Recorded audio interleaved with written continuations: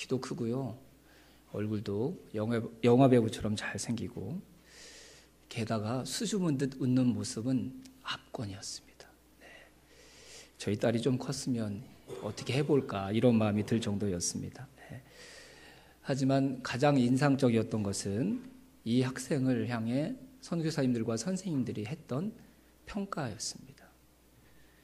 이 아이는 참 심성이 좋은 아이입니다. 제가 원래 그런 사람들을 좀 좋아하거든요. 그래서 그냥 저도 모르게 기도하고 있는데 시연이하고는 나이 차이가 좀 많이 나서 주변에 좋은 사람이 있으면 좀 연결시켜줘야겠다 이런 마음이 들었습니다. 이 학생의 이름은 노유진입니다. 남학생입니다. 근데 유진이가 그 필리핀에 왔을 때는 제가 봤던 그 모습이 아니었다고 선생님들이 증언을 해주셨습니다. 게임 중독의 상태로 눈에 초점도 없이 인생의 그 어떤 소망과 비전도 없이 그곳에 왔다고 말씀을 하셨습니다. 근데 그런 유진이가 그곳에 와서 전혀 다른 사람이 되었고 누군가에게 감동을 주고 누군가에게 기쁨을 주는 아이가 되었고 예배 시간에 찬양팀에 소속되어서 기타를 연주하고 하나님을 찬양하는 일에 헌신하는 아이로 바뀌어 있었던 것입니다. 유진이는 한국에 있을 때 유진으로 살지 못했습니다. 왜냐하면 유진이를 사람들이 이렇게 불렀기 때문입니다. 게임 중독인 청소년, 게임 중독에 빠진 절망적인 아들. 사람들이 유진이를 그렇게 불렀습니다. 그래서 한국에서 유진이는 유진이로 살지 못하고 게임 중독에 빠진 절망적인 청소년으로만 살아갈 수밖에 없었습니다. 동일한 아이였는데 왜 한국에서와 필리핀에서 그 아이의 삶이 모습이 전혀 다른 것이었을까? 비록 하루밖에 있지 않았지만 그곳에 있으면서 선교사님들과 선생님들의 모습과 삶, 그들이 학생들을 바라보고 만나는 그들의 마음과 중심을 살펴보면서 그 이유를 알 수 있었습니다. 유진이가 게임 중독에 빠진 희망과 소망이 없는 아이로 필리핀에 왔지만 그곳에 있었던 선교사님과 선생님들은 유진이를 게임 중독이라는 앞단어를 뺀 채 그냥 노유진이로 받아주었던 것입니다. 유진이가 지금 살고 있는 그 삶이 아니라 하나님께서 유진이를 원래 지으셨던 유진이의 본래 모습을 믿음의 눈으로 바라보고 또 주님께서 주셨던 사랑으로 그를 품어내면서 게임 중독에 빠진 노유진이 아닌 그냥 노유진이로 그 아이를 받아주었습니다. 아무것도 한국에 있었을 때와 달라지지 않은 아이였지만 유진이를 받아주는 사람들이 다른 사람이 되었으니 유진이는 게임 중독에 빠져있는 한국의 노유진이 아닌 하나님을 찬양하고 누군가에게 감동을 줄 수 있는 진짜 노유진으로 필리핀에서 다시 거듭 태어날 수 있었던 것입니다. 유진이의 이런 이야기와 똑같은 이야기가 우리가 읽었던 사도행전 9장에 나오고 있습니다. 예수 믿는 사람을 핍박하고 죽이고 감옥에 가두는 일에 가장 앞장을 섰던 사울이 예루살렘으로부터 수백 킬로미터 떨어져 있는 다마스커스에 예수 믿는 사람들이 있다는 소식을 듣고 수백 킬로의 먼 거리를 마다하지 않고 다마스커스로 달려갔습니다. 왜요? 예수 믿는 사람들을 잡아다가 옥에 가두고 죽이고자 하는 자기 열심 때문이었습니다. 다마스커스로 가던 도중에 사울은 그 길 위에서 정오의 태양보다 더 밝은 빛으로 자신을 찾아오신 예수님을 만나게 됩니다. 그리고 자신이 예수를 핍박했던, 자신을 구원하시기 위해 그 예수님을 핍박했던 가장 큰 죄인이었음을 깨닫고 그 자리에서 예수님을 인격적으로 믿는, 영접하는 그리스도인이 되었습니다. 밝은 빛으로 찾아오셨던 주님 때문에 사울은 앞을 보지 못한 채 집가라는 거리의 한 집에 들어가서 며칠 동안 기도하면서 지난날 자신의 삶을 돌아보며 회개했고 앞으로 그리스도인으로 어떻게 살아갈 것인가를 고민하는 시간을 보냈습니다. 그때 우리 주님께서 먼저 예수 믿었던 그리스도인이었던 다마스커스에 있는 아나니아라는 사람에게 찾아가셔서 집가라는 거리의 한 집에 사울이 있는데 앞을 보지 못한 채 있다. 그에게 찾아가서 안수기도 해주고 앞을 보게 도와주고 그 다음에 성령이 그와 함께함을 그에게 증거하라고 부탁을 하셨습니다. 이런 주님의 말씀을 들었던 아나니아의 첫 번째 반응은 이런 것이었습니다. 주님, 제가 그리고 우리가 사울이 어떤 사람이라는 것을 잘 알고 있습니다. 그리고 사울이 왜 다마스커스로 오려고 했는지 그 이유도 분명히 알고 있습니다. 그런데 사울에게 제가 가서 기도를 해주라고요? 그런 식의 반응이었죠. 그때 주님께서 다시 아나니아에게 분명히 하셨습니다. 사울은 내가 많은 유대인들과 이방인을 구원하기 위해 내가 친히 선택한 나의 그릇이다. 아나니아에게 주셨던 이 말씀을, 주님의 말씀을 아나니아가 듣고 더 이상 주님께 불평하고 원망하지 않았습니다. 그리고 순종해서 사울이 머물고 있는 그 집을 찾아가 사울과 만나게 됩니다.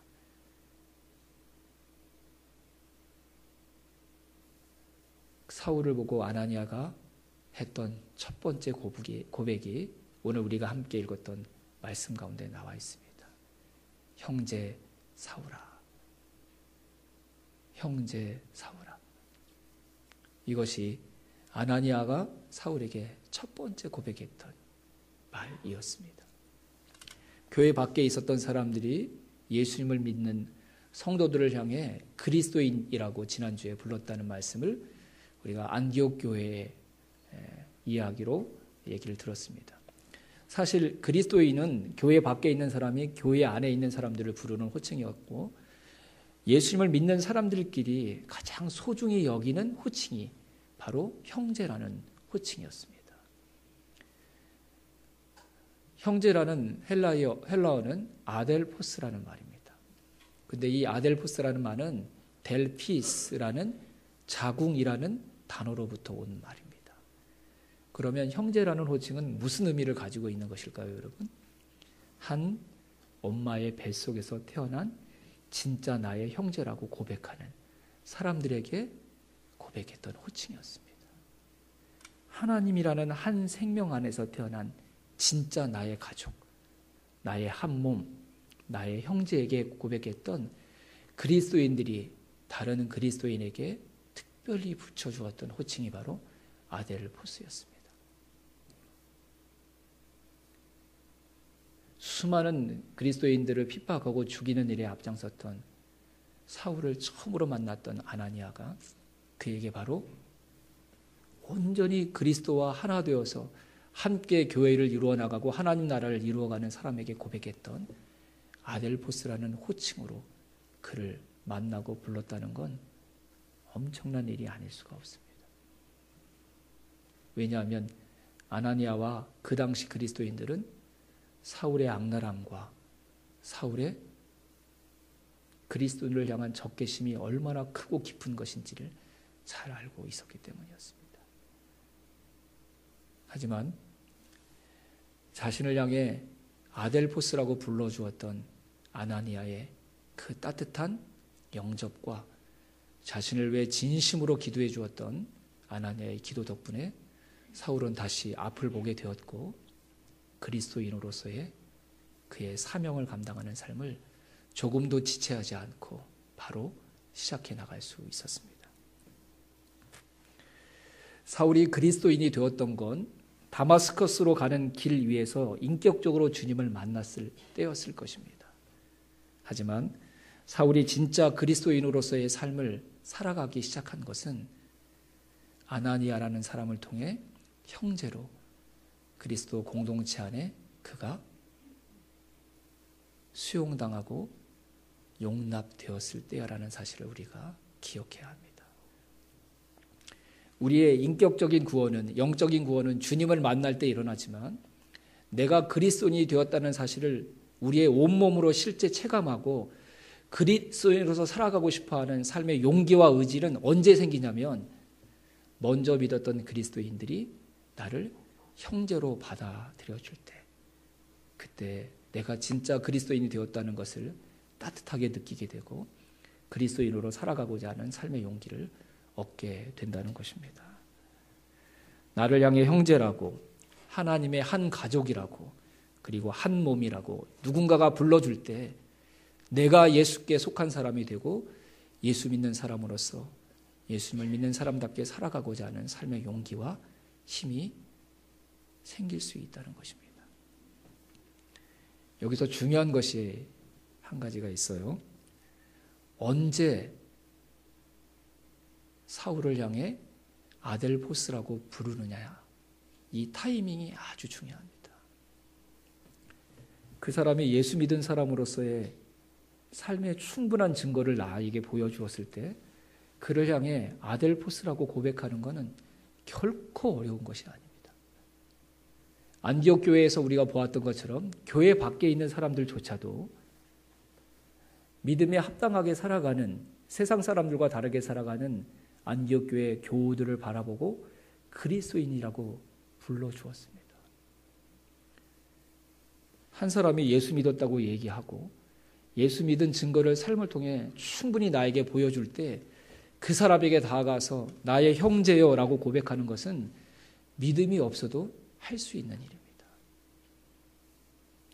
진짜 생명의 역사를 만들어내고 진짜 교회를 이 땅에 세우기를 원하고 누군가가 주님과 한 몸이 되어 그리스도인답게 살아가는 그 일에 우리가 쓰임받기를 원한다면 그가 그리스도인이라는 그 사실을 삶으로 나에게 증명해 보여준 이후에 그를 형제라고 부르는 것이 아니라 아무런 증거가 없는 그때에도 그를 향해 형제라고 우리가 불러줄 때, 그때 초대교회에 일어났던 이 부흥이 오늘 저와 여러분의 삶 가운데도 일어나게 될 줄로 믿습니다.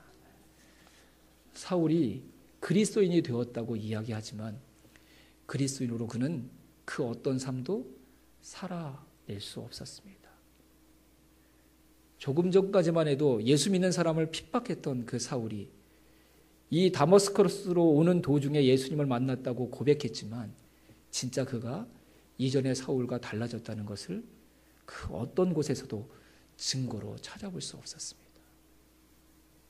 하지만 아나니아는 주님의 말씀에 순종해서 그 사울을 찾아갔고 그 사울을 향해 나와 생명을 나누는 진짜 믿음의 공동체 안에 있는 다른 식구들에게 고백했던 그 호칭, 형제 아델포스라는 호칭을 사울을 향해 불러주었습니다. 형식적인 호칭이 아니라 그 사울을 주님의 눈과 주님께서 나에게 주신 믿음의 마음으로 바라볼 때 그도 분명한 나의 아델포스, 형제라는 확신이 아나니아에게 있었기 때문이었습니다.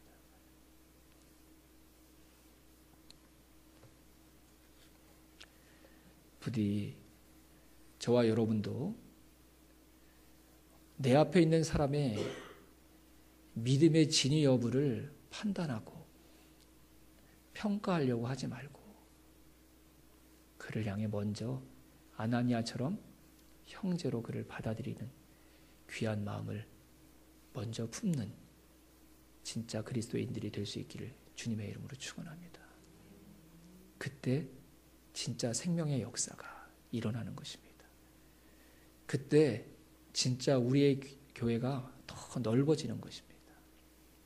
그 고백 때문에 예수님을 믿고 나서도 여전히 어둠 가운데 있는 절망적인 한 사람이 생명을 낳는 살아있는 그리스도인으로 그의 그리스도인의 삶을 비로소 시작할 수 있기 때문입니다.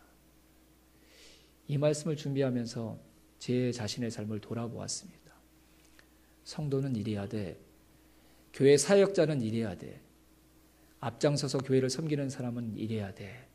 라는 제가 세워놓은 그 기준에 걸맞게 살아가지 못하는 사람을 향해 진짜 나의 형제로 그분들을 품어내지 못했던 저의 작고 부족한 모습들이 한없이 제 머릿속에서 떠나지 않는 것을 보았습니다. 우리 믿음으로 아나니아처럼 나에게 보내주신 사람을 형제로 고백할 수 있는 살아있는 그 믿음이 저와 여러분의 믿음이 될 수 있기를 주님의 이름으로 축원합니다. 아직 내 신앙의 기준을 채우지 못했을지라도 그를 형제로 품는다면 그 형제 안에 있는 예수 그리스도의 생명이 그를 내 기준보다 더 아름답고 훌륭한 그리스도인으로 만들어갈 것을 믿기에 그를 향해 먼저 아델포스라고 고백할 수 있는 그 마음, 그 믿음이 저와 여러분의 믿음이 될 수 있기를 주님의 이름으로 축원합니다. 우리가 뒤에 읽었던 사도행전 15장 23절 말씀은 이런 배경을 가지고 있는 말씀입니다. 예루살렘과 유대인들이 머물러 있는 곳만이 아닌 이방인의 땅에도 예수 믿는 사람들이 세워지고 또 교회가 세워졌습니다. 근데 유대인들이 이방인들의 회심과 구원을 온전히 받아주지 않았습니다. 이방인들이 회심했다고? 이방인들이 살고 있는 그 땅에 교회가 세워졌다고? 이방인들에게는 구원이 임할 수 없다는 확신을 가지고 살아갔던 사람들이었기에 그렇게 생각했던 것이 오히려 더 자연스러웠을 것입니다. 그래서 이방인이 회심했다고 한다면 자꾸 회심한 삶의 증거를 요구했어요. 율법 지켰습니까? 할례 받았습니까? 우리가 지난날 했던 그 일들을, 그 삶을 당신들도 살았습니까? 자꾸 이것을 확인하려고 하는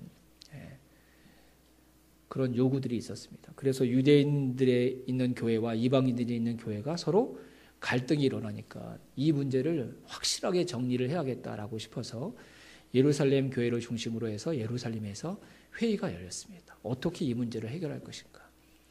그때 서로 각자의 의견들을 주장하는 그 찰나에 베드로 사도가 고넬료의 집에 가서 보았던 하나님의 역사를 간증합니다.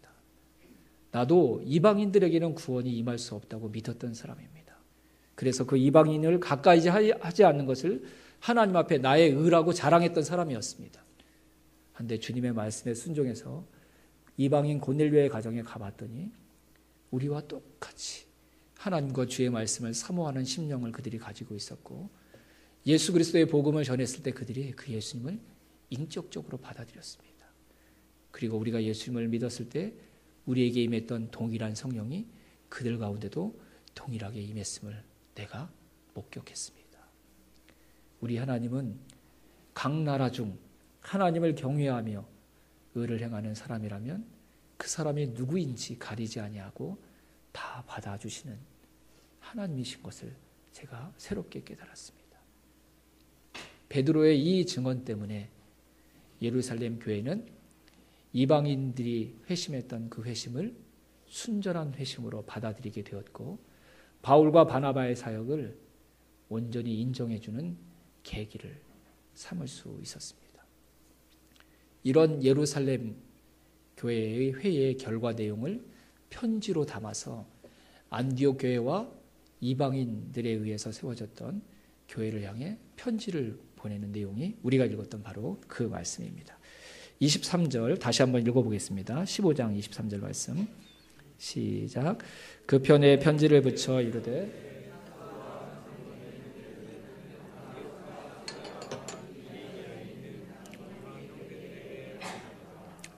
아멘. 회의의 결과를 편지에 써서 보냈는데 뭐라고 그 편지에 서두가 적혔냐면 사도와 장로된 형제들은 안디옥과 수리아와 길리기아에 있는 이방인 형제들에게 문안하노라.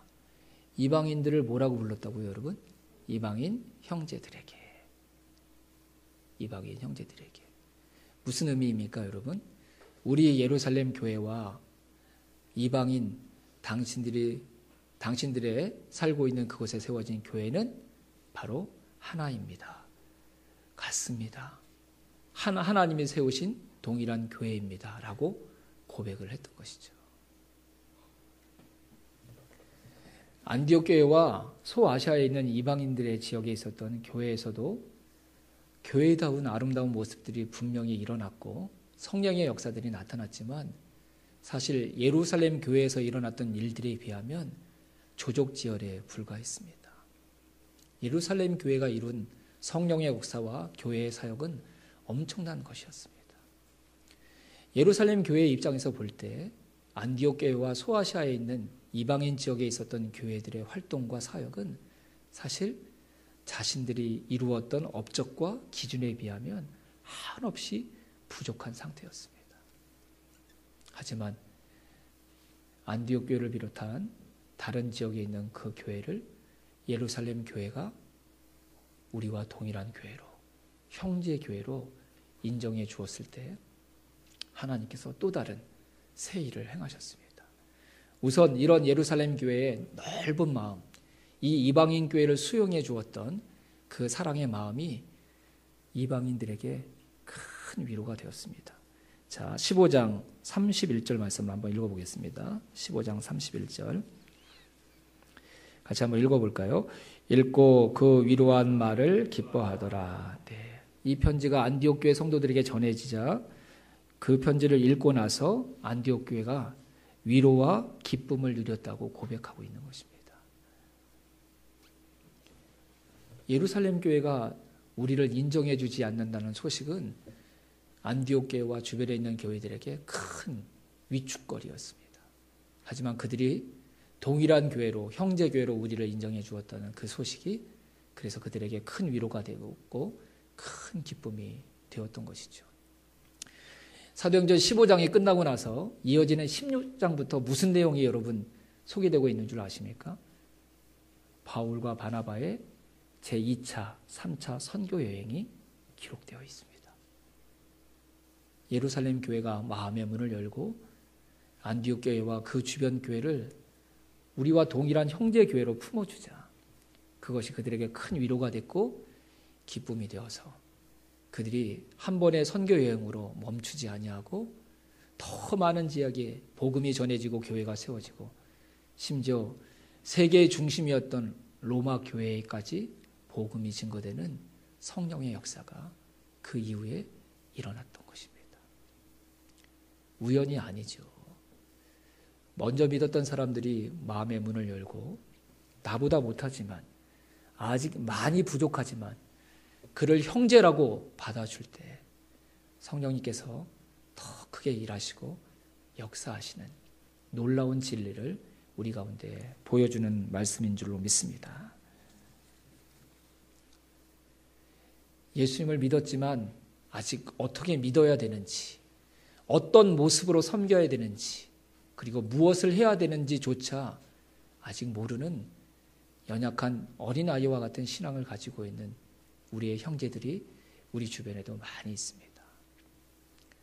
그들을 향해 내 기준으로 무엇이 부족하고 잘못되었다고 손가락질하기보다 그를 나의 아델포스로, 형제로 먼저 품어준다면 그들 그리고 그분들이 이 시대의 사도 바울이 되고 이 시대의 안디옥 교회가 되는 성령의 역사를 저와 여러분들이 분명히 보게 될 줄로 믿습니다.